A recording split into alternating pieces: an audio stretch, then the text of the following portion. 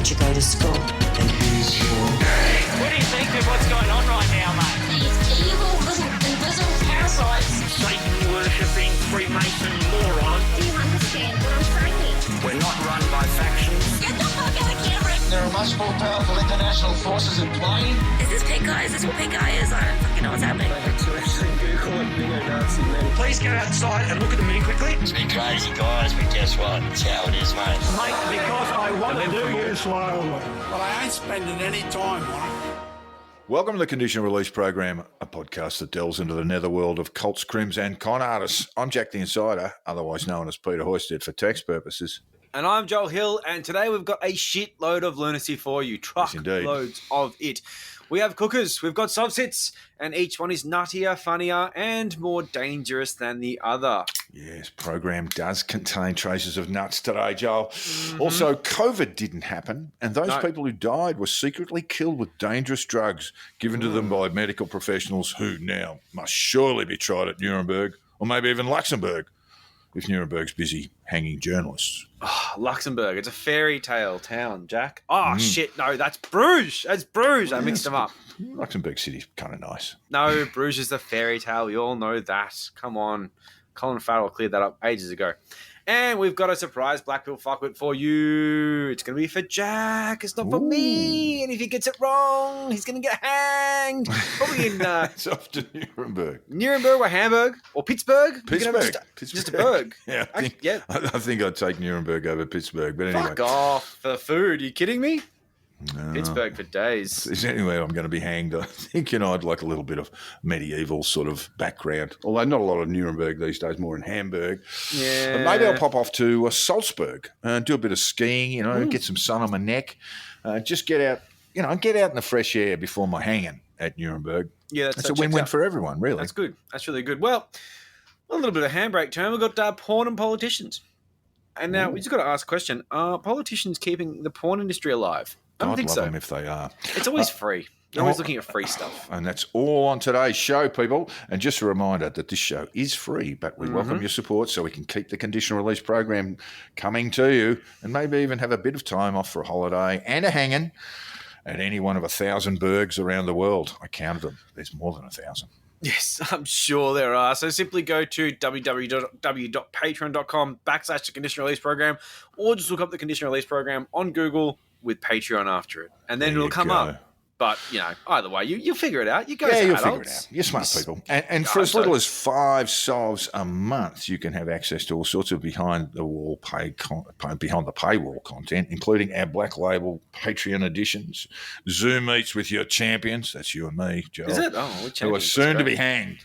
And a bunch of other stuff we haven't even thought of yet. Yes, is a comprehensive list of back catalogue shit. There's actually, there's some good things in there. And also, I have to implore that at some point in the not too distant future, you buy CBCO beer so they stay afloat and they send me more cases. So if you don't do that and CBCO goes bankrupt as a result of your lack of patronage, I will blame you.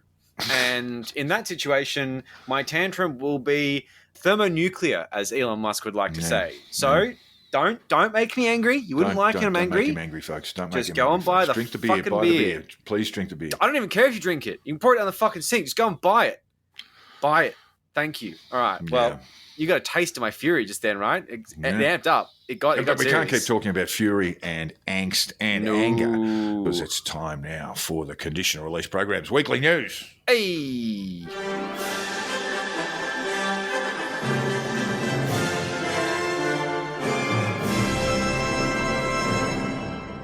It has been a hell of a week for old Craig Kelly, old Crackers, who was trending on Twitter as his account had retweeted a pornographic video clip. Oh.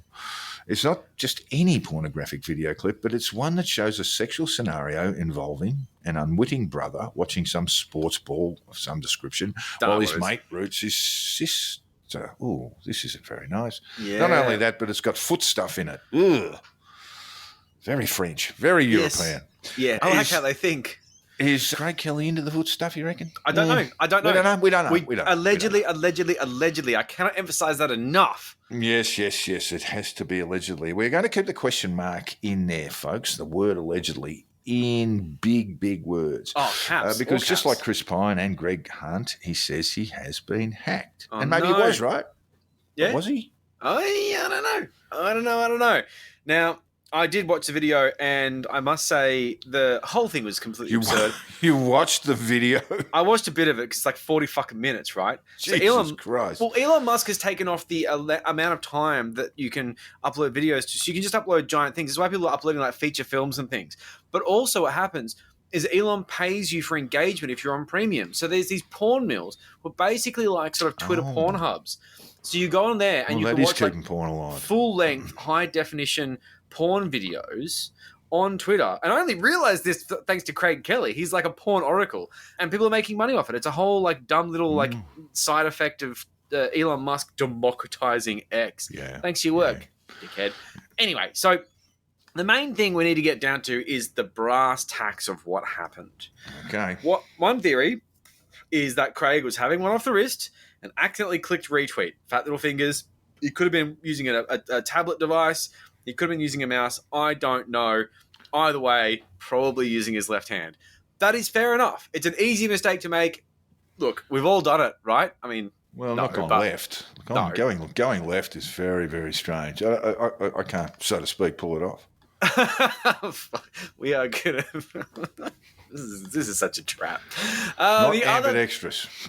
of course, the other scenario here is that he was hacked. And I'm going to dive into this more later because it is incredibly fucking unlikely. Not impossible. Allegedly. I mean, he claims that he was hacked and we have to take his word for it. But it's fucking unlikely on a technical basis that he was hacked. And that is a whole other kettle of fish because if he was hacked, there are implications. We're not trying to kink shame the man, by the way, are we? No, fuck no. No, God, no, absolutely not. But what we can say is that he's not alone. Others in his field have done similar things. Now, while he is an ex-MP, he's still using his old MP account, so I think that he should be dragged into this ring here.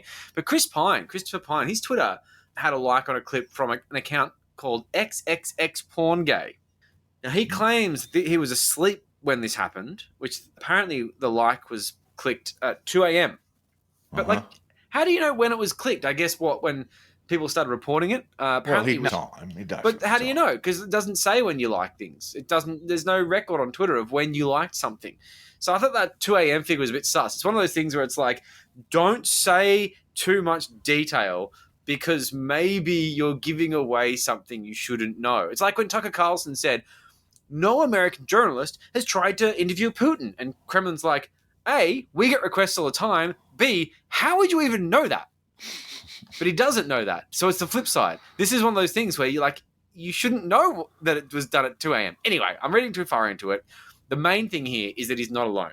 The other thing that's worth noting is that Chris Pine at the time was the Minister for Defense Industries, and his work was incredibly sensitive. So Bill Shorten and Cory Bernardi, of all people, who I genuinely think, if it wasn't for politics, would be a porn actor. He's just got that porn vibe to him. He's a real meat salami sandwich. They both flagged the idea that this is a security breach that must be handled appropriately, and that means security agencies. Yes. Look, I just wanted to break in there, Joel, and just talked about some of the difficulties that Christopher Pine had in politics, largely stemming from his own party in South Australia, by the way, where there is a large conservative, shall we say, tinfoil hat wearing faction there. Okay. And when he first came to politics, and he'd been in politics for a very long time, I'm going to say 2001. Oh, wow. And he was considered a very, very talented politician. He is a very capable bloke and thinks well and speaks well. But around about that time, in fact, about 2007, if I remember correctly, there were all these shit sheets circulating about him and his sexuality, and they came from the Liberal Party. Yeah. No mainstream media would even think about publishing the fact that even they had been disseminated. But just that's how ugly the sort of stuff he had to deal with was. And look, he's a married man with children. And yes, there was always this suspicion of his sexuality, as if that's important. He's a bit camp, but that's why I like him. If it wasn't for his campness, I really wouldn't have any time for this guy at all. He was an arsehole in Parliament. So, he's a wet lib, but at the same time, he was a attack dog type figure. So, quite divisive in that regard. But his campness is just endearing as shit. He's quite funny. Anyway, so clever and funny. In response to the call for this to be escalated, yeah, I go with that. A spokesman for Mr. Pine said the account in question was a public online social media account, not a defence, government or parliamentary social media account. There are no defence or national security implications. Okay. I guess the cops don't need to be involved then, right? Cool. Right. Well, weeks after this, Greg Hunt liked a porn tweet at 5 a.m. On his Twitter account reflected that he liked a porn tweet. Well, it liked a porn tweet, his account, and claimed it was a hack. And that all was referred to though the AFP investigated the claim and found that hackers were not responsible for the liking of the tweet, and Greg Hunt didn't comment when this might all be pre Elon Musk and X. It was but very much so. It was years ago. Yeah, I don't know. I mean, I'm not buying either one, to be honest. But go on. Well, AFP investigated. There was no hack, so there's that. Okay. I remember it. I remember the AFP investigating. I'm taking AFP's word for it. Yeah. So Kelly's Twitter account was active while the retweet was up, which is fucking fascinating because it was even active while he was trending on Twitter. What, did he just think he's popular? With the retweet becoming one of the fucking funniest things to happen in Australian politics all year, I would say. He was actively posting at the time. This is great. He was liking and responding to tweets about this completely created Baker's Delight backlash we just talked about in the premium episode, where apparently a few lefties found out the Baker's Delight guy gave money to Advance Australia, had a tantrum, they didn't, and said they wouldn't shop there anymore. They never did. And it's become a whole dumb thing. So, of course, when it comes to any dumb retail backlash culture war nonsense, Craig's up there on the front lines. It's all he's got. He is. Oh, he's laser focused. He can't think about retweeting porn anymore, mate. He's already had his... Anyway, allegedly. But it appears that Craig didn't know how to undo a retweet, which is the best part. Well, maybe he was just too busy. And then he does have those fat fingers. He does. It's both those things. Baker's Delight's a full-time job. Being engaged in culture wars around Baker's Delight's a full-time job. He doesn't really have a full-time job. He's just online all the time. Anyway, so when Craig realised he was a national laughingstock, he tweeted this. IVE, no apostrophe, report fat fingers again. That apostrophe keynote is just a long way away from everything. That's a press anyway, stuff. I've reported it to Twitter, not X, but Twitter. Sent them a letter to their San Francisco offices. I've reported it to Twitter and changing passports. What? Mm-hmm. Yeah. It's very good. It's very good. And Leo Puglisi, Puggo, who should not be looking at this stuff. No. He's like 16. He's in high school. He's not allowed. He responded with this. You can just unretweet it, right? Yeah. But apparently he doesn't know that. So it's almost certain that he meant changing passwords, not passports. But obviously that's very funny. See, I thought maybe he was wanting to change identities. Yeah, just flee the country. Oh, no, they've figured me out. Oh, that's got a foot ending. Oh, I better get out of here. This is no good. There's nothing good can come from this. So the retweet stayed up for hours after he apparently regained control of the account. He just sort of sat on it. It was really weird. It's like everyone kept on posting. It's still there. What are you doing? The thing is, though, as we said, there are two explanations. One is that Craig is into incest-themed foot porn. And that's fine. Foot porn. Or just foot porn. Maybe the sister thing wasn't playing into it. Yeah. I don't know. I don't know. Who knows? Yeah, I think the foot stuff... It is niche, isn't it? The foot stuff was harder to ignore, though. Incest foot porn is kind of niche. It is, but I'm not saying our boy's not a niche character. Look, as we said before, we're not king-shaming the guy. No. We've all got our vices. I mean, everyone's got their own, proclivities, and that's totally fine. I think... Craig, Hoodie, all these people, they're allowed. He loved the porn, didn't he? He actually kept the industry going through some of its darkest years. Yeah, I'd love to see his credit card statements. Anyway, so look, I don't think there's a objectively wrong position here when it comes to dancing with the doodle. I don't like lies, though. And that's when we get to the other one, which is a bit more complex. So if Craig got hacked, how and what are the implications? Now, I'm going to get through this one a bit quicker because it might be a bit boring unless I make it at least slightly interesting. So let's say Craig is an actual idiot and he fell for a phishing scam, maybe even a targeted one, spear phishing scam, where someone sends you an email and it looks legit, but it's not. X sends you an email saying, hey, bro, come and log into this page. We need to verify your account. because Elon's wants to just have dropped sex him a with you." line and said, "Come and have a look at this porn, crackers. It's fucking grouse." Not unlikely that would be the email anyway. So that, and then the thing is, you put the password in, but obviously it's like a bunk website, so nothing really happens. Often what happens at that point, you start putting in your other passwords and any other password you can think of, because you're like, fuck, I thought that was my password. Maybe it's my other one. Maybe it's, incest foot porn 3 as opposed to incest foot porn 3 exclamation mark. And then eventually basically you give up because you're like, this fucking page doesn't work, and you get over it. Now, at this point, you've given hackers your password. So now you've just opened the floodgates for them to look at incest foot porn on your Twitter account and retweet it, right? Wrong. Wrong. Now, it is possible that Craig Kelly did not have multi-factor authentication enabled, but he almost certainly did. Now, a lot of people on Twitter don't. But accounts of importance, It is crackers. your blue checks, all that sort of stuff. I've got 2FA turned on. I've got an authenticator app as a result, blah, blah, blah. But what I can say is that he also doesn't have the excuse of authenticator apps are too complex, because Twitter Blue users have the option to get SMS 2FA, which is much simpler, much more in Craig Kelly's, sort of ability wheelhouse. If you've got an MP's account and you don't have a staffer in there saying we need to have 2FA turned on, then you are honestly surrounded by idiots. I'm not saying there was a bit going on in his office. Of course, his chief of staff's just been found guilty of sexual assault. Yeah, the Zumbo thing's not exactly great. But even someone as stupid as that, I mean, come on, man. So I'm going to say, if he's given his password from a phishing attack and he doesn't have 2FA turned on, okay. Another option is that he was physically hacked, where he had a session logged in on his computer and someone broke into his house and retweeted incest foot porn. Unlikely. Not going to rule it out. Just saying it's almost impossible. But the main thing about this is, it is an MP's account, right? It's got... Well, it was. It was. But still got that data on it. So this is absolutely a data breach, because let's just say he got hacked. He got a notification saying someone has logged in to your account. This is unusual activity. Do you want to check it out? And he went, oh, no, don't worry about it. And then continued on. I mean, look, this is a massive notifiable breach. To be honest, it sounds like the kind of thing crackers might do. Well, look, that's probably the least stupid thing he's done out of this potential scenario. But the idea you just get magically hacked by Russians because they used mind control on you is fucking bullshit.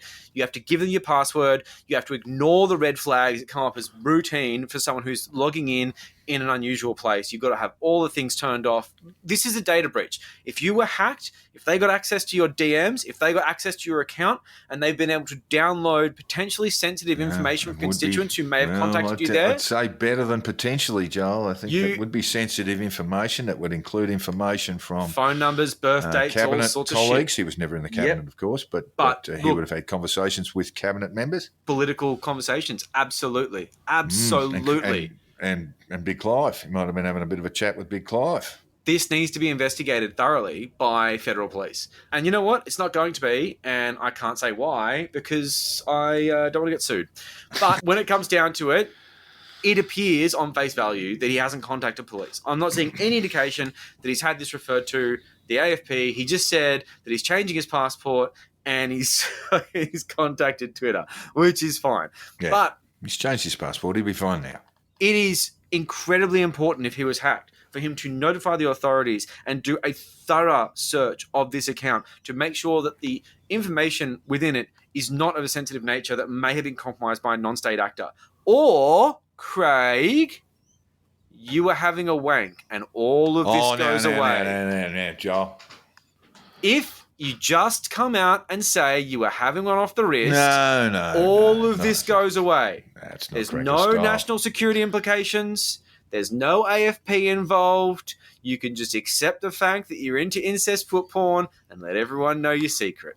Well, look, I think the other way of looking at this is that if Craig was having a moment of self-enjoyment, he would have been on some good quality furniture. Oh, no, there was actually some good furniture in the clip. No. Yeah, it was a really nice couch. I think they moved a really nice bed in the middle. There's an excuse right there. Yeah, no, I think that was definitely his focus. Definitely. Yeah. Thanks. Well, we can't say for sure what happened, but what I can say is that I've got my inklings, and I think that Craig needs to contact the federal police immediately and sit down with one of their cybersecurity experts and make sure that anyone who's had their personally identifiable information is notified, and they can make the appropriate actions to tighten up their affairs. And if any of it is deeply personally identifiable, as far as ID documents and things goes, he gives them an Equifax account to keep eye on their credit score and their identity. If he doesn't do that, he's a fucking asshole. And I can say that with full confidence that you can't sue me, because you should call the AFP, you piece of shit, unless you were having a wank, and then it's fine. I think one of the first things it says within the Constitution is all laws within. That's right, folks. It is back, but just for one question, and we're flipping the script, because this one, which was from listener Garth, he accidentally sent it to me instead of Jack. It was a great conversation. I was like, mate, Garth, you've betrayed me. You've got to send it to Jack. And he's like, oh, shit, well, you can't use it. And I'm like, no. Oh, I can use this. Yeah, don't you worry. I am. Because originally, I think like the first one I did with you, but then you did me and it was so much better. I was just like, well, I think you should just do this from now on. Like, you're just better at it. But look, it is a cracking quote. I fucking love it. I decided we're going to resurrect this segment just for this once, for this excellent piece of wordsmithery. I am so into this. Here's the quote. Okay. So, Jack, which black-pilled fuckwit said this? All right. There is literally no bigger lie than a man can be a woman. If you'll swallow that, no future camel will choke you. That's why you're being asked to do so. You only have to sell your soul to the devil once. All right, let me go through that. That's an odd use of the term camel. Yeah, I think it's like... Well, give us the options. I do apologise. Here, let's hear the I think you should take a moment to think about it before you dive in. But what I will say is that I think it might be something to do with the camel, the rich man going through the camel to get to heaven or something, maybe? I figured that, but I thought they also might have been referring to camel durries. Yeah, maybe. You could cough one of them down and not choke. Can't choke a durry. Anyway, yeah, it's very, very strange. None of it makes any sense. So, first one, A, he's former clinical psychologist, former Clonopin consumer, and the helicopter parent of about 1 million internet incels, Jordan B. Peterson. He's a drug addict, isn't he?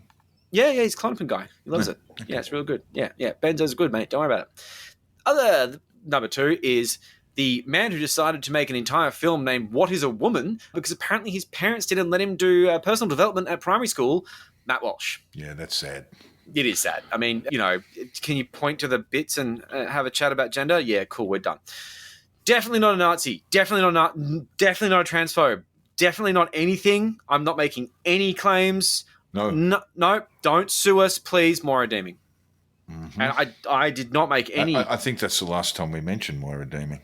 Yeah, no inferences. Just to be sure. Yeah, just to be sure. The lawyer's called, cut the feed. And, of course, number 4, if only the JK stood for just kidding, silly transphobe and mega billionaire author J.K. Rowling. Well, okay.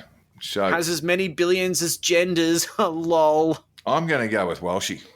Ooh, ba-bow. Oh, don't tell me it was Peterson. Oh, I'm so happy. Yep, it was Peterson on a Clonopin binge. It's the nonsensical nature. You assume dumb. Yeah. That's right. That's why I figured it was Walsh, who really is a bit weird. He's a fucking Peterson idiot. Is at least reasonably well articulated. You would have thought so, but I tell you what, a couple of red wines after a benzo, and back on the pills for his nerves jar. Is that what it is? It's got to be. Or maybe he accidentally had some apple cider, or slipped off the bandwagon and had like a potato chip or something. There's a lot of things that could have happened to him. Yeah, it's maybe just had a vegetable and just weirded out. It's quite concerning. Now, I know that I promised you a hang-in, but I've decided to take a bit of handbrake turn on that, and your prize is now going to be the gift of a homicidal camel. Well, they're all homicidal to a degree. This is exactly it. So it's going to give you milk.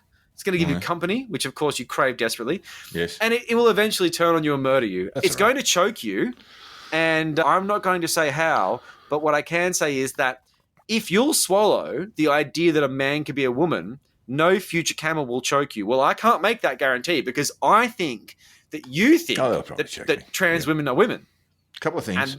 But that opens the floodgates for camels to choke you. I'm couple sorry. of things in all seriousness. Camel milk is much sought after, particularly for kids who are immune suppressed or have immune systems. Very good for you is the old camel milk. Incredibly expensive. And a friend of mine down in Victoria is donating camel milk so it can be made available for a little bit cheaper. So you're happy with and your the price? other thing is, I can't remember who said this, the inside of a camel's mouth is definitely the most disgusting thing on earth. It is the most disgusting thing you will see. It doesn't surprise me at all.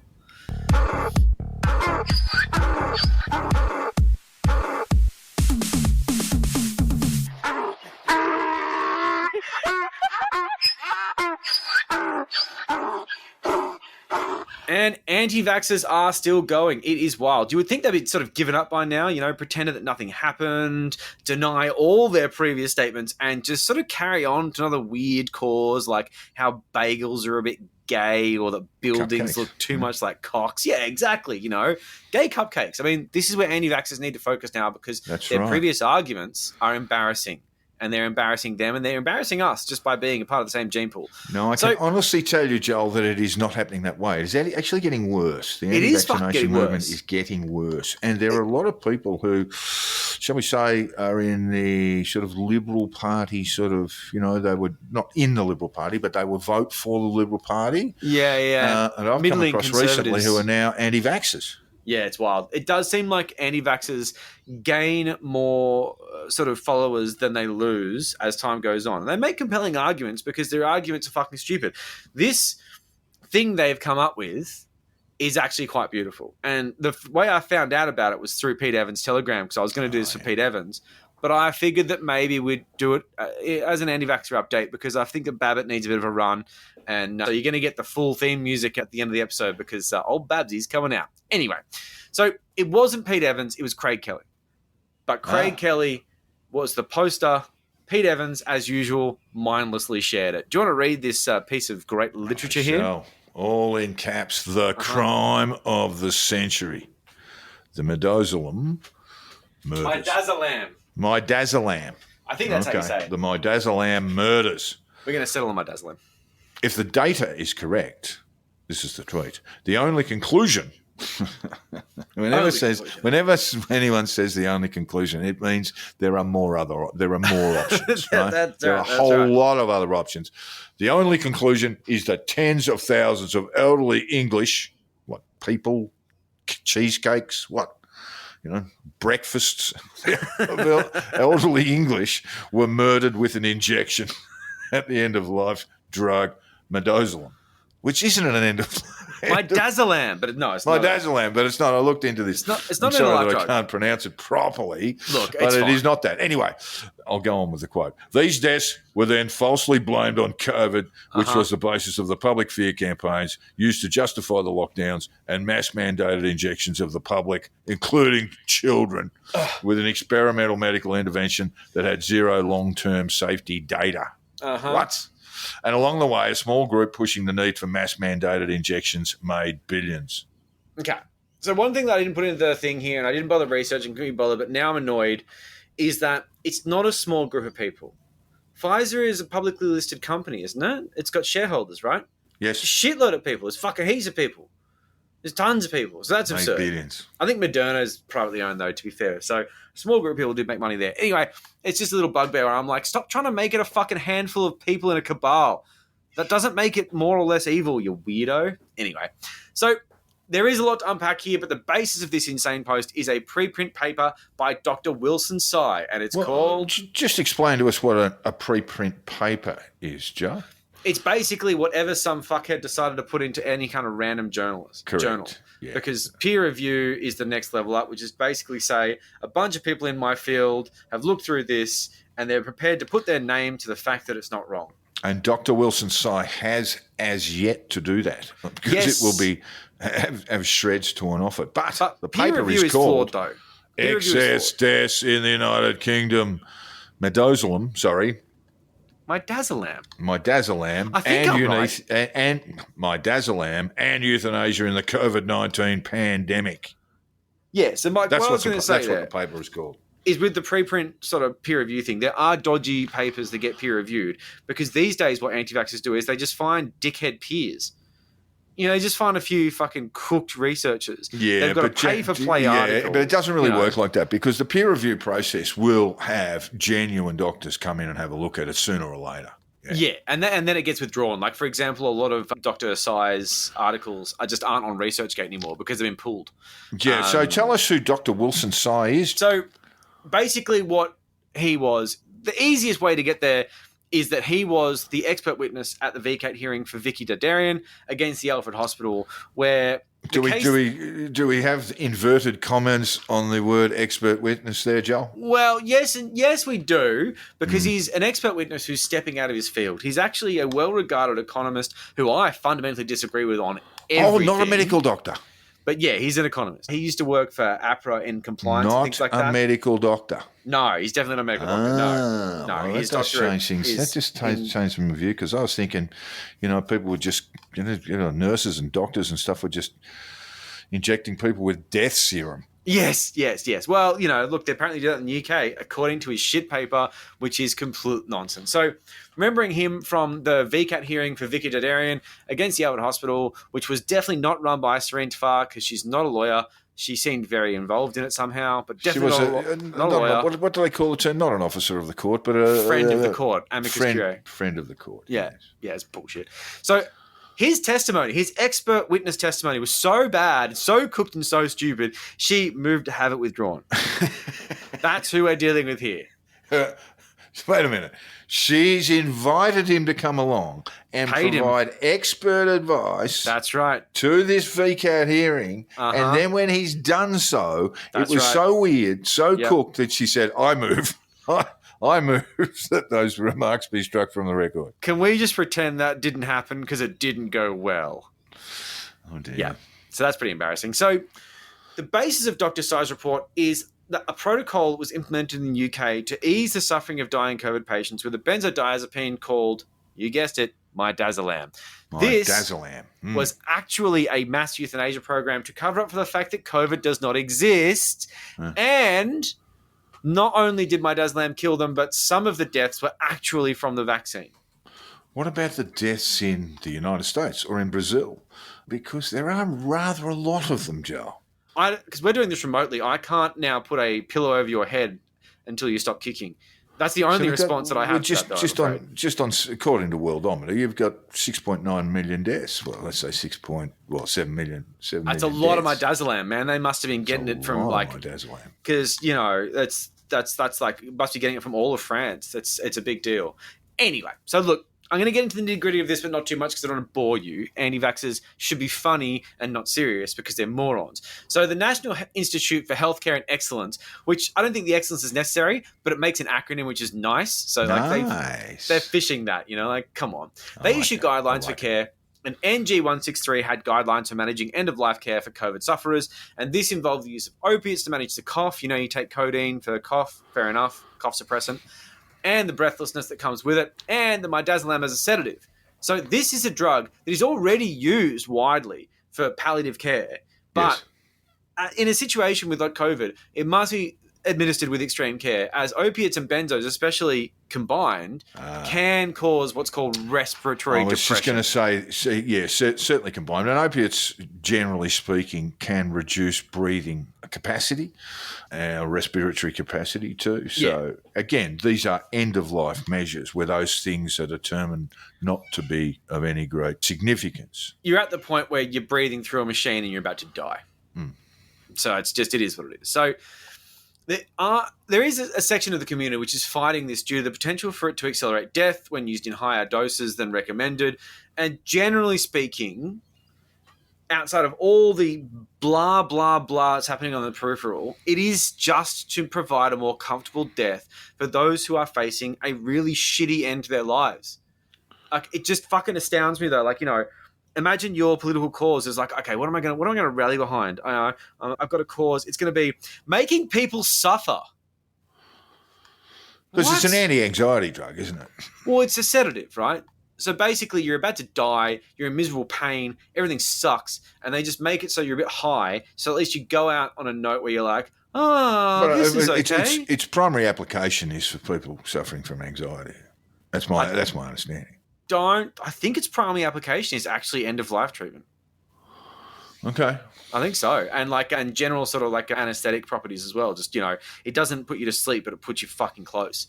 Medication is commonly used as emergency treatment for seizures. Yes, that's true. Yeah. That's another one. Yeah. And it also is used. It's often used with children with seizures, and often used as an anti-anxiety thing. And it is given at end of life for the management of palliative sedation, terminal restlessness, seizures, and dyspnea. Yep. That's my favourite condition. So I have no idea what that is. You don't want it. No, I probably don't. So look. This is an end-of-life treatment here. There's people who are being very anal about making sure that it's only given to people with no chance of recovery, blah, blah, blah. But at the end of the day, this protocol has just given anti-vaxxers an idea and they've run with it, which is, of course, as we said, that it's a mass euthanasia event to fudge the numbers on COVID and do mass vaccinations and lockdowns. Cool story, bro. So there was a spike in Midazolam prescriptions. And this is being used as proof that it was used to euthanize thousands of people, which is fucking stupid because, of course, a lot of Midazolam was being used. A lot of people died in a period during COVID, from COVID, and this was helping them not suffer. So they're like, what? Well, how come we use so much Midazolam? Or maybe because there was a fucking pandemic, you idiot. Anyway. 234,000 Brits, well, not just Brits, but in the UK. That's a lot. 234,000 deaths. Yeah, that's not great. I don't know. That's the Christmas of last year. I don't know the numbers. Last year, of course. So, yeah, look. So, this spike in the prescriptions was used as this hysteria moment, and it's so simple to just realize that there is a cause and effect. There's a pandemic. This eases pain and death. Lots of deaths, lots of use. Fair enough. Apparently, some supplies of the drug needed to be shipped from France, which was a sort of extraordinary measure because they sort of ran out. Well, there'd be a shortage, yes. There was. And apparently that's proof that this was a euthanasia event. Now, the funny part was that people died in France, but the cookers are saying that all of the Midazolam from France was imported to the UK. Yeah. So COVID, I guess, they must have been using other things to kill people in other countries to do this massive fucking coordinated thing. The dumbest fucking shit. Anyway, so look, of course, this is just silly. Medicines are imported. There's no big deal. But, of course, outlets like the Daily Mail with headlines like this fucking do not help. Did care homes use powerful sedatives to speed COVID deaths? Number of prescriptions for the drug Midazolam doubled during height of the pandemic. What I do remember, Joel, I remember a respiratory specialist talking to media. It would have been late March, early April of 2020, and she was completely frazzled and saying, we don't know what to do. We don't know how to treat these people. I mean, they would have been experimenting with antiviral drugs, even at that early stage, but in the first couple of months in Europe, not just the UK, but they had no response to this because it was very quickly becoming a pneumonic and people were dying. And and they knew it was highly infectious. And so that's basically all they knew. So like medicos, they were into problem solving. Yep. And obviously dealing with things like end of life. Yep. And then trying to, this is I remember this woman just absolutely crying. She was a respiratory infection specialist treating people in ICUs, basically crying, saying, we don't know what to do. It was it was one of the Four Corners episodes on COVID in the very early days. That checks out. And that's a person who cookers want to hang. So that's cool. Anyway, and not all cookers, obviously, but it's a pretty prominent theme through the organisation. So look, this is the thing. As I say, they just didn't want their patients to die in agony, and they made extraordinary measures to make that happen, even having to import extra stockpiles of this drug from France in order to make sure that people didn't die in misery. And they didn't listen to assholes saying, well, maybe we shouldn't be using this drug. Oh, it's bad. It's accelerating death. And just saying, fuck you. Let them die in comfort, you absolute swine. So, look, here's the fucking kicker quote from the conclusion. I really, really like this because it is really, really dumb. He's a doctor of economics. Yeah, and But he wrote, the extraordinary spike in UK excess deaths in April 2020 was not due to the SARS-CoV-2 virus because there were relatively few infections. That's just one of those throwaways that there were relatively few infections. What? Oh, is that scientific? Yeah, cool. And there was no, in inverted commas for some reason, high consequence infectious disease as socially declared in March 2020. It's so politically bad. declared. It just, Anyway, I don't know. just declared. Yeah. He goes on to say that this was a, and I quote, systemic policy of euthanasia in care homes, and that Midazolam wasn't the only cause of death because, well, there were comorbidities, infections, and vaccination as well. Oh, he's blaming vaccination. He's blaming vaccination. Apparently, yeah. The ones they didn't get with the Midazolam injections, well, vaccination got them in the end. There were no COVID vaccines. The first one was the AstraZeneca rolled out in the UK in December of 2020. Yeah, I'm actually not sure about the timing on this. I'd have to look back at the paper, but honestly, I was going to read through it, and I was like, why would I read this? I'm just like, I don't need to. I know, you're just wasting your time. Fucking embarrassing piece of work. Anyway, so look, I just want to say that, honestly, if/when we have another pandemic, we are just so fucked. It's Truly just fucked. going to be so Well, we didn't learn. bad. We didn't learn a thing 100 years after the Spanish flu pandemic, Joel. In terms of pandemic management, we just didn't learn a thing in that 100-year period. So yeah, you're probably right. It's really fucked. Yeah, fucked.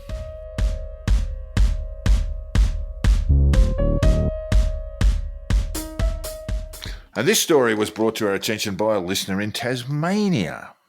Yes. He likes to stay anonymous, so He does, we'll give him that. We won't out him. We won't dox him. He's a patron, and we love him very much. Isn't And yeah, he's very involved. And we love him very much. And he sent us Talks this a lot. link, which it just blew my mind. Off you Yeah. go, Joel. All right. So ABC report on Thursday, the 8th of February. North Queensland parents accused of murdering their daughter by denying her medical treatment and not registering her birth have faced court in Mackay. 2-year-old Diana Jane Hanbury was taken to Mackay Base Hospital on December 29th, 2022, but was already dead by the time she arrived. Police will allege that Diana had been sick for some time. So her parents, Adam Hanbury and Jessica Hanbury, named Pulsino, were arrested in Mackay on Wednesday morning and charged with 1 count of murder and not applying to register a birth. They appeared in the Mackay Magistrates Court on Thursday, where the court heard the couple were accused of failing to register Diana's birth on December 12, 2020. Mr. Hanbury's solicitor, Jamie Lee Jessup, appeared for him via phone, while Miss Hanbury's lawyer, Adam Harvey, appeared in court. And the court heard no application for bail be made, and a brief of evidence was ordered, and the couple were remanded in custody and will appear in Mackay Magistrates Court in April. Yeah, so look, this is a case before the courts, and we will be very, very cautious and not draw any conclusions. But we are seeing a rise in these types of charges, and I did a bit of a dive around that. And some of these cases are driven by economic and intellectual poverty, which has been a standard in Australia for centuries. You know, it's sort of rampant neglect. Ditto children being subject to familial child sex abuse. Yeah. This type of offence is relatively new. And we know that both parents, the husband was trained to be a chiropractor, but both of them are very religious. Yeah. And we'll get to some of their Facebook entries shortly. But what is alleged is that lifestyle drove the two parents not to have registered their daughter's birth. This from another case in 2019. Over to you, Joel. This is from The Guardian. All right. This is, of course, a different case, yeah. So the Sydney parents of a severely malnourished baby girl have avoided jail and instead been sentenced to 300 hours community service. The pair, who can't be identified for legal reasons, pleaded guilty in 2018 to failing to provide for a child, causing danger of serious injury. They were sentenced on Thursday to an 18-month intensive corrections order in Downing Centre District Court. The toddler, now aged 3, was so malnourished by the time she was 19 months old she didn't have any teeth and looked like a 3-month-old. She also suffered from a preventable bone disease which had caused minor fractures and was not vaccinated. The toddler had been fed a vegan diet of oats, potatoes, rice, tofu, bread, peanut butter, rice milk, and occasionally fruit, and she never received nutritional supplements. That's the very first kind of vaccine that you receive is not long after birth, and that's the vitamin K. Yeah. Now, look, what this particular couple did, driven by lifestyle choice, is make their child very seriously ill. And they did register their child's birth and did ultimately seek medical attention for their child. That's the good news. Yeah. The case in Queensland is obviously far more serious because of the death of the child. The husband facing the charges has a Facebook page still up. The wife does too. Yep. Both feature sort of abundant religious messages of hope and faith. But the husband's Facebook shows they have more than one child. In fact, 5. Mm-hmm. It hasn't been reported, but I presume the children have been taken into custody of Queensland Child Protective Services. Very sad, very awful story. Yeah. So the husband in December 2020 in his Facebook page, he says, "I'm grateful today that we have the freedom and opportunity to build our lives according to our own dreams and desires." Ooh, I'm getting a big old red ensign flag on that one. Yeah, and look, this comes from UNICEF in 2019. This is the United Nations children's organisation, UNICEF, and this came from them in 2019, which UNICEF has an aim to have all births anywhere in the world registered. Yeah, I'm sure cookers Off love you that go. idea. So the number of children whose births are officially registered has increased significantly worldwide, yet 166 million children under 5, or 1 in 4, remain unregistered, according to a new report released by UNICEF today on its own 73rd birthday. Oh, happy birthday, UNICEF. That's what. There are still children in Australia who are not registered at birth or cannot access their birth certificate. Quote, "Birth registration is a fundamental human right," said Nicole Breeze, Director of Australian Programs and Child Rights at UNICEF Australia. Quote, "Without a birth certificate, individuals can face difficulties in enrolling in school, accessing health services and social security, gaining employment, obtaining a tax file number, applying for You're private and outside public the housing." matrix. Yeah, exactly. Obtaining a driver's license, joining sporting clubs, and opening a bank account. So one thing I can say is that Adam Hanbury said that he was studying chiropractic, but also homeschooling the children and working in disability support, which is something you couldn't do if you didn't have an ABN. So, quote, "We know that of those whose births are not registered, Aboriginal and Torres Strait Islander children, children in out-of-home care, children born in remote areas, and children from culturally and linguistic diverse backgrounds are overrepresented," Ms. Breeze said. In Western Australia, it has been estimated that 1 in 6 births, Aboriginal births, are not registered. Analysis of birth-related data conducted by Queensland Health in 2014 found that in Queensland, Indigenous births were being registered at a significantly lower rate than non-Indigenous births. That is, approximately 15 to 18% of births to Indigenous mothers were not registered, compared to an under-registration rate of 1.8% of births to non-Indigenous mothers. Birth registration rates in New South Wales have been historically low, and some progress is now being made, primarily through the New South Wales government's Count Every Child initiative. In July 2019, the New South Wales Attorney General reported that Aboriginal births registered in New South Wales climbed by 53% last year, with a record 7,491 births recorded. Yeah, look, the point I wanted to make, I didn't want to focus on an Indigenous births in this country, but obviously there's a problem there. That gets back to that intellectual and economic poverty I talked about before, but also the fact that we've got 2% of births basically in New South Wales not registered. That's weird. And with the rise of anti-globalists and anyone else who was sucked of the Kool-Aid of SovCit nonsense, we have to imagine these figures are going the wrong way. Yeah. And many are driven by poverty, as I said, but the rise of Christian extremism in its combo with doomsday prepping, the idea that the world as we know it is coming to an end, is bound to be driving a new form of kids in unsafe situations. Birth registries do not mean state surveillance, as many in the Cooker movement would argue. Is a means for the child to have access to our public health system, to have access to childhood vaccination, the whole raft of things that Joel quoted before. And when this is denied to them, you bet it is and should be a criminal offence. Yeah. But how difficult it is to know where these kids are and the circumstances under which they live. But with this rise of SovCit stuff, you know that there's going to be a lot of unregistered births. Yeah, And it's definitely kids living in very, very unsafe situation. You know, the answer, unfortunately, lies in the great unknown. But we'll keep an eye on this case and we will keep you informed. Very, very disturbing one, Joel. Yeah, it is. We fired you. We sacked you. We dismissed you as what? as garbage, because that's all you are. You're a criminal, you're a traitor, and you're going to the biggest barbecue in history. So from Christmas dinner to you are the dinner. Thank you. That's what I'll go with. Our listeners, there are SovCits and SovCits. And Glenn Short, Shorty to his mates, is also known by cookers as Patriot 101. Now, I'm not sure what that means. He is undergraduate and a bit weird, or that he is Lord of the SovCits. It's really not clear. But Patriot 101 was before the courts after his video of his SovCit response, "Where's your jurisdiction, copper?" went viral, with him wrapping up the New South Wales traffic cop with SovCit arguments.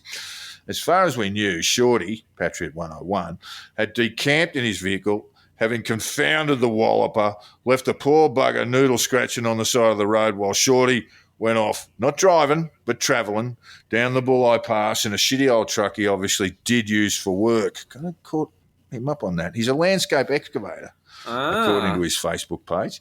So technically, Shorty, you were driving, not travelling, son. Yeah, that's naughty. That is a bit SovCit naughty, but never mind that. Where's the cop's jurisdiction, eh? Eh? Yeah, I can find way more problems with it, like, just the Crown and the Australia Acts. What the vid did not show is Patriot 101, Shorty, complying with police instructions, getting out of his truck and being charged with a laundry list of traffic offences. Why wouldn't he have shown that, Joel? Why wouldn't he have popped that on the facey, on his facey? Yeah, they always crumble. It's always the way it works. It's that, or they end up getting chased, like Eve Black, who's like, yes, I made it through. And it's like, Eve Black has been apprehended. The cops just went and found her and just sort of went, nah, that wasn't good. And look, this story might have ended there, Joel. It might have just ended there. But because Shorty is a SovCit, he thinks Australia Post is in cahoots with the globalists. Yes. So when the fines come in the mail, he's not going to just pay them. No. That's not for Shorty, not for Patriot 101. No. So he took the matter to court, and he did front the Wollongong court on January 23, and he brought a few mates, including the cookiest cooker of them all, Dave Guru. What's his surname again? I can't remember. He's just Guru. It's Dave Guru Graham, not Graham, yeah. The cookiest cooker of them all, the Guru. Anyway, over to you, Joel, and the Daily Mail. All right. A group of 30 sovereign citizens were booted out of a courthouse after turning up to support a man who went viral for refusing a random breath test. The group showed up to the Wollongong courthouse on Tuesday in support of Glenn Edward Short, 52, who is accused of not complying with police on August 7th, 2023, the Illawarra Mercury reported. Now, Mr. Short gained notoriety, national notoriety, in fact. Well, Shorty, yes. After a video of him arguing with police during a random breath test began circulating online. Supporters of Mr. Short, who call him Patriot 101, took up most of the seating in the courtroom and was subsequently removed after the hearing became nonsensical. That's such great legal wording. Bless the Daily Mail for sticking it court reporter style. Nonsensical. Mr. Short has pleaded not guilty to 5 driving charges, including refusing to submit to a breath test and refusing to produce a driver's license. Throughout the hearing, look, this is where you air your grievances, right? In the court, in the illegal court, of course. Throughout the hearing, Mr. Short repeatedly interrupted Magistrate Michael Ong, the local paper reported, and Mr. Short refused to stand at the bar table when Magistrate Ong called his name, instead announcing in the third person that the beneficiary of that man is here. Thanks, mate. That's great. You keep doing that. That's fine. The defendant then flew off on a tangent of disjointed observations and questions, noting that the judge was sitting under a unicorn seal for asking if it was all right. Hang on. Is that a seal with a corn? That'd be a narwhal. Oh, is it? Oh, yeah. Yeah, that is actually good. A unicorn seal. See, I didn't fuck that one up like the Kellogg's joke. I got that one. That didn't take me 2 minutes to get. That's very good. There's a narwhal. Is that what a narwhal is? I don't know. Before, of course, asking if it was all right to refer to him as Bob. But his name's Michael. You can't call him Bob. If it was Robert, you could call him Bob. Yeah. You could call him Mickey or Mike or Mick. Yeah, just Bob. Just doesn't make any sense, does it? Overall, I think a little bit of informality, frankly, is what the courts need, Joel. Yeah. The match could call Shorty Patriot 101 or just call him Shorty. Yep. And Shorty could call him Bob. Well, not Bob, Mike. He could be an uncle. It makes sense. Get the crowds coming back to the courts, I reckon, Joel. That's what I'm saying. And it's just a sort of easy interplay between judge and the accused. Yeah, look, I'm just going to say that apparently for the wrestling fans out there, will know what I'm talking about here. Vince McMahon appears to have a lot of spare time now. He's got a real free calendar. So, he has. Yeah, he's got maybe a bit of time in his hands. Maybe he can come and sort the court situation out and get the punters in. Get a t-shirt cannon out the front. Hey! So, Magistrate Bob ended the court hearing after Mr. Short threw a stack of papers across the courtroom and announced that the court has now been placed on judicial notice. Judicial notice. Yeah, judicial notice. Now, that's no good. I'm just wondering where that sits on the hierarchy. Judicial notice. Surely the next step is treason. Treason. It's got to be. Everyone's just been arrested. I'm not a big fan of stepping stones. Including I'm Bob. going straight to treason. Magistrate Bob. I don't think Bob should have been warned. I think Bob should have gone straight to the Hague. I reckon it was treason straight off. Yeah. Fucking right. I think Shorty's shown a bit of mercy there and just said, look, you've been placed on judicial notice. Shorty is a man of mercy. He's a man of benevolence. He's a man of great power and great responsibility, and I respect him for that. He is. I didn't get into who he's affiliated with, but he's actually paid to become a student of pseudo law. Yes, he has. From one of the American giant brain SovCits, who makes a very healthy living out of telling people, just ask them where your jurisdiction is. You can be a plenipotentiary judge. That's it. It's the plenipotentiaries. And he's weighed in, Shorty, that is, has weighed in quite a bit of coin to do all the causes. Well, look where it's got him. He saved a lot of legal fees, right? Mm. Yeah, good. So what did he say after placing the court on judicial notice, which is an act of mercy, as we've said? He said, Your Honour, I respect your judgment and I look forward to having a meaningful hearing with you at a date at your discretion. Just kidding. No, he didn't. No, he said, you have no jurisdiction as the jurisdiction. state of New South Wales is registered to Washington, D.C. on the Security Exchange Commission. Of course he did. The Security Exchange Commission's... Oh, man, it's in New York. Never mind. Is it? Yeah. Yeah, I guess it probably is. Yeah, anyway. There might be like an office or something. Mm. Oh, yeah. Yeah. And look, and then, of course, the Guru crowd got a bit testy. Well, nonsensical almost. So after the abrupt ending, court sheriffs and police officers were called to escort the large crowd from the room, but one 49-year-old man allegedly refused to leave. But there was nothing going on. What are you just going to sit in the courtroom and just stare at the walls? Just hanging out, mate. Just want to see what's next. So officers then used capsicum spray to coerce the man out of his seat before he was taken out of the court and then arrested. Where's their jurisdiction? Bless his heart. The man was taken to the Wollongong police station where he immediately shit himself. Just kidding. He was charged with... I think that would happen when he copped the face full of capsicum spray. Apparently, he started to let go of the bowels. Mm. Yeah, but he was charged with failure to leave the court premises as required by a security officer, not leaving the court at the request of court security, and failure to comply with the reasonable direction of a security officer, and willfully delaying a security officer. Oh dear! Wow, I didn't know those charges existed. No, they're newies. Yeah. So the man was granted a conditional bail and will appear before Wollongong local court on February 13th. Ooh, he's up Tuesday. It is, yeah. Yeah, it should be out before then. Should be. Mr. Short's hearing continued later in the afternoon after the magistrate made an order prohibiting the group from entering the courthouse. Aw, you got banned from the party. 10 police officers guarded the entrance, while Mr. Short entered to complete the day alone. Aw, no fan club. Several of Mr. Short's followers called on others to join him at the courthouse for his trial.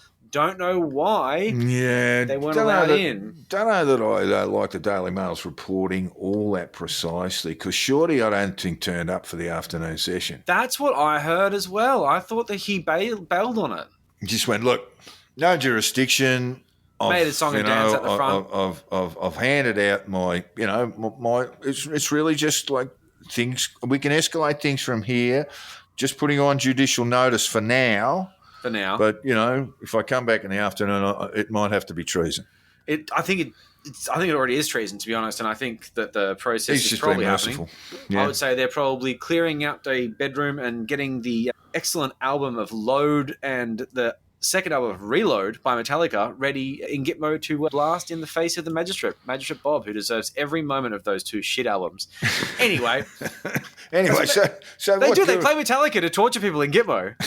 They also play Nine Inch Nails, to be fair, so March of the Pigs is a Yeah, ripping turn track. that up. Turn that up. I like this one. This is my Yeah. favourite song. fucking Who had put washing. out an APB, an all points bulletin earlier in the day. And didn't his little cultists do as they were told, Joe? Well, that is one of the funniest parts because sometimes they actually have jobs. I know it's crazy to think that they're not all on Centrelink, but, some of them are concrete as entertainers, and sometimes that's just, you can't move that shit. Sometimes, you got to put the entertainment aside and just do some concreting. That's it, because what pays the entertainment? It's concrete. Anyway, so Mr. Short became a local figurehead after he refused to make a Wollongong Highway Patrol officer's job easy when he was stopped on the side of a busy highway. We've all seen the video, haven't we? It's fantastic.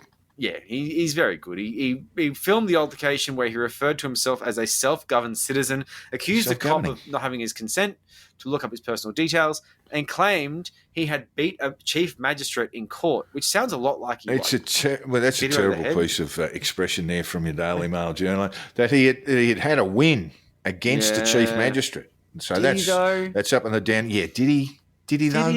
Did he? Maybe he did. He might have just put him on judicial notice. Look, I don't know, but he might have. They sometimes do win things. I don't know. Do you agree? This is a quote from Mr. Short. Do you agree that I've said to you that is a corporate that is a commercial contract with Roads and Maritime Services, and that is a separate corporation to New South Wales Police Force, which is a different ABN? Yeah, got him there. So you didn't have consent by me, who I am the beneficiary and the executor of that legal fiction name. Yeah. You didn't have the consent to even look up the details. That should have been the end of the matter right there. Exactly. You could just chuck down a quart of vodka and drive off. But this, of course, is the best part. You didn't have the consent to even look up the details of that commercial contract to the RMS because you're a separate corporation. I do study law. He does study law, I Joel. do He's a study law-talking guy. Yeah. So do I. We should go and have a coffee, Shorty. Well, look, he's learned his version of the law, Joel, from this cooked American SovCit grifter. Yeah, that'll happen. The truth is, Shorty probably can't afford fines to pay the fines because he has paid, according to his Facebook page, the best part of 4 large to a US SovCit pseudo-law scammer to tell Shorty Australia and the US are both bankrupt. I know. The parliament belongs to the citizens. Oh, that's good. To take whenever they please, and the cops, no jurisdiction.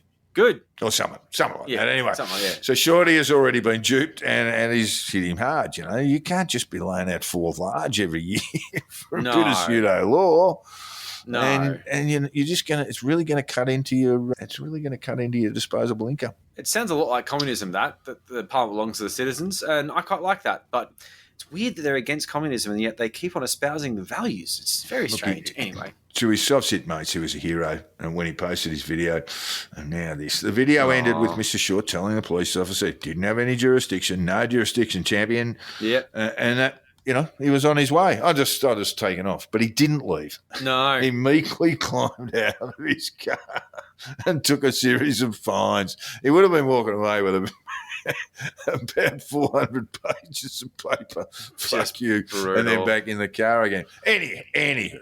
Shorty didn't front the afternoon court session. I know that's for a fact because no jurisdiction, as we've discussed, and was subsequently fined about 2,600 smackers in absentia. Yeah. So conviction recorded, and 2,600 smackers later. What do you reckon his chances are of paying that fine, Joel? Very low. Very low. It's not as if it's just an infringement notice. If he had to let the whole thing go and not gone to court, he would have had infringement notices against him, which would be what's the group? What's the state debt recovery office? SDR, yeah. Would have if he didn't pay the fines, and I'm presuming he's not going to. That he would have his license cancelled, and after a while they can actually the sheriff turn up. Yeah, but they can also apply to have the salary garnished. Wages garnished, yeah, that can happen. And so he didn't do all of that, but now he's actually ignored a court order, which makes it a little bit more serious. And also in the fines there are court costs, which he will ignore. So I would imagine there will be warrants issued for his arrest. If he chooses not to pay the fines. I'm going to go out on a limb and say probably not going to happen. Yeah, it'll be interesting to see what happens. I'm not sure how that works legally, but what I can say is that if you keep on taking the piss out of magistrates, eventually one of them is going to make you regret it. Yeah, not all of them as soft as Bobby's. Mm-hmm. And the other thing was that Guru had another chance to show he wasn't taking any shit from the courts. You know, he was sticking his chest out. He wasn't charged because the Wollongong cops actually love him and agree with him quietly. Always got him on side. They don't come out and say it, but they do. Or say Guru says. And the bloke who copped a face full of extra spicy topping was merely one of Guru's charges. You know, just one who comes along, just joined the cult. Yeah, Popped just up hanging there, out. said, I better get up there and sort out me mate Shorty, and he's just walked away with a few charges and need a couple of litres of milk on his face. Face full of Tabasco. Yeah, it's no good. So that leaves us another magnificent SovCit adventure, and we must take a look at the scoreboard. So Shorty minus 2,600, ignoring court orders, and minus the $4,000 he's chucked in to learn pseudo law. Let's call it. He's minus 7,000. Okay. All right. Minus 7,000. The man's zero. Well, yeah. So I think it's a win for the man. Usually is. If my maths is any good. And maybe Guru too, who had a nice day out in the sunshine causing a bit of mayhem. He lives for that shit.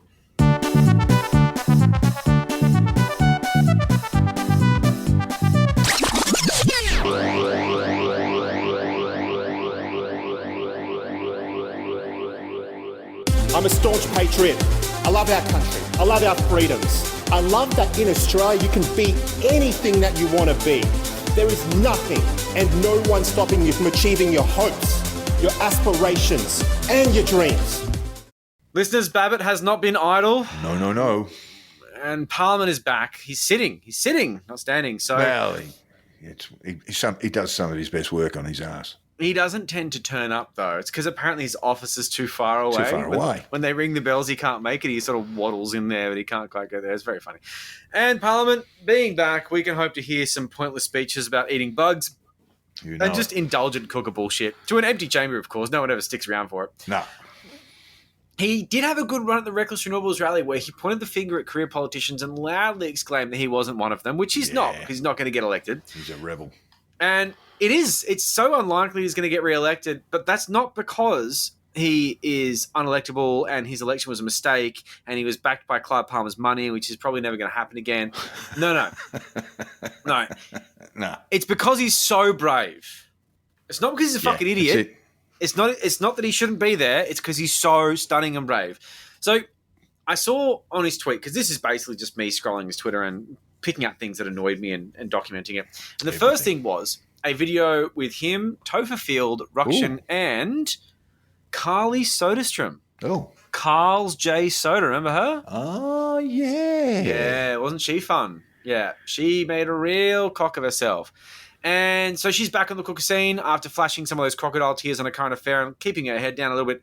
She's now back. She was, if the listeners don't remember, she was confronted about her massive business debt and other personal debts, which she allegedly refused to pay, and then blamed the pandemic for her woes and managed to rack up $61,069 on GoFundMe to help with her plight. Hey, well done.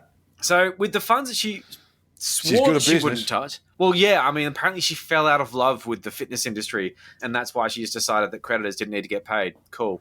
So I fell out of love with lots of things, and I still paid my fucking debts. So with these funds that she claimed that she wouldn't touch, she did pay back one of her mates, and that's a good lie. But she still lied and said she wasn't going to touch it, and then took $10,000 out to pay her mate. Now, I'm just going to say that apparently the rest of this money went to some business fund for businesses that struggled during the pandemic. I can't say whether it went there or not. I did a bit of basic research, and to be honest, I'm just not sure if she ever paid it. Maybe she did. I don't know. What I can say is she's a fucking liar, and cookers love liars. So she's going to fit right into the crowd. Yeah. I mean, it's just going to be absolute, just made to be. Babet also called the Tucker Carlson interview with Vladimir Putin the interview of the decade. Yeah. Which is an interesting take. I think we might want to add that to your ASIO file. That you're... Well, look, we haven't touched on the Tucker Carlson interview with Putin, and I've seen skerricks of it. I'm not going to watch the whole thing because I really do not want Vladimir Putin to say, look, I know where you're coming from, but really, this all comes down to 968 AD and the establishment of Kyiv as a capital, which is really ours and not theirs. Yeah, I don't care. And Tucker Carlson is such a sycophantic little fucking traitorous bitch. Anyway, so Babet, who is a little tiny fuckboy, is joining another dumb culture war, which is started by Ruxian Fernando, as far as I can see, which incorrectly moans that North Melbourne Football Club posted to celebrate Lunar New Year, but not Australia Day. They did, but they put the caveat in the fact that it was a very sensitive time, blah, blah, blah, because they're not fucking morons.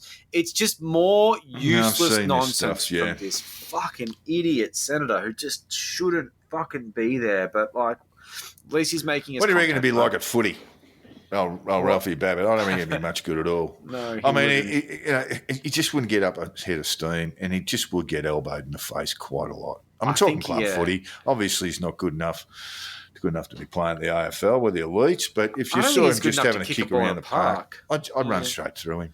Yeah, I just don't. Yeah, no. He'd move that slow. You just get him. You just wait for him to look up and then whack straight through him.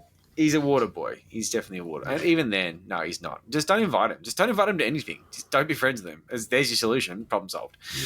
Yeah. So he's also... But hey, look, he's advocating for everyday Australians. He's not just in the culture wars and the trenches of the culture wars. With a fairly obvious flex, Babet posted a photo of his petrol pump where 60 litres of petrol cost him $141. Big tank. With the classic line... What's he driving there? Leopard tank? Yeah, it's Mercedes. You know that one. Oh, of course, The one he's got the lease on. Yeah, of course, yeah. Yeah, the flashy Merc with the great Merc steering wheel where he's like, oh my God, my diced salmon is so expensive. He had the line, it won't be easy under Albanese. And, I mean, look, I obviously don't have to say this. The fact that you're using 98 octane premium fuel... He's got the good stuff. It's just He's so embarrassing. Money around. He's going to be broke. He's going to be broke by the time he finishes his political career. He's going to be in debt. It's embarrassing. But look, when it comes down to it, man, look, the only way you can truly drive a beautiful high-end Mercedes to get your diced salmon from the supermarket which is with 98 with fucking octane. The diced salmon, the price of that today, it's just killing working Australians. But imagine cutting it yourself. Oh, my God. Just makes me cry. So predictably, the tweet was a lead balloon, and it was just obvious he was showing off for these sick little Merc near a yuppie petrol. He's a fucking idiot. His supporters aren't as stupid as he is, which is incredible because his supporters are pretty stupid. But my favourite was the goal is to completely destroy all of us in the middle class and force mass subservience to small group of malevolent elites. Great grammar there.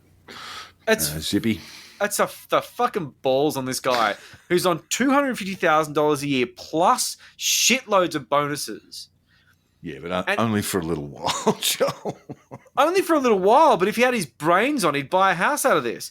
Of course, the best part is he was put there by a literal malevolent elite. He's a fucking... Clive is a billionaire who fucks over his workers until they sue him for their entitlements. And he comes up with this shit. You would think he was kidding, but honestly, I genuinely think that he is this stupid. I'm pretty sure. Mm-hmm. And you have been listening to the Conditional Release program with your hosts, Jack the Insider and Joel Hill. Jack can be found on Twitter on @JackTheInsider and Joel on Crunchy Moses with a K. We're not on Twitter as much. I've been on there a bit recently because it's just addictive. My DMs are always open, folks, and you can hit me up there if you want to. But yeah, I don't spend a lot of time there these days. It's just a bit crusty. And we set up a Facebook page, it's shitposting group, Conditional Release program, shitposting group. Just look for it. But also, if you can share our shit, please do. We never see you doing it. I can only assume you're not. Share our shit, get our listenership up. That means I can spend more time doing episodes, especially if we get more patrons, because that means I don't have to work as much doing normie work. Yeah, look, we have a Patreon, as we said at the front of the program, to help keep this sustainable. It's bloody time-consuming, and we still have to pay rent. Help keep the lights on. Yep, mine just went up dramatically. For as little as $5 a month, you'll have access to all sorts of bonus content, and we'll try to make it worth your while. There's like a whole back catalogue as well. There's some good shit in there. And finally, all feedback, tips and death threats should be sent to theconditionalreleaseprogram@gmail.com. We would love to hear from you, even if it's just to post porn on our Twitter accounts. Yeah, as long I'm as retweeting it straight away. As long as it's really niche and creepy, I'll be stoked. Thanks, guys. See ya. I don't think I ever want to talk to any of those people. Fuck me, you guys are bastards!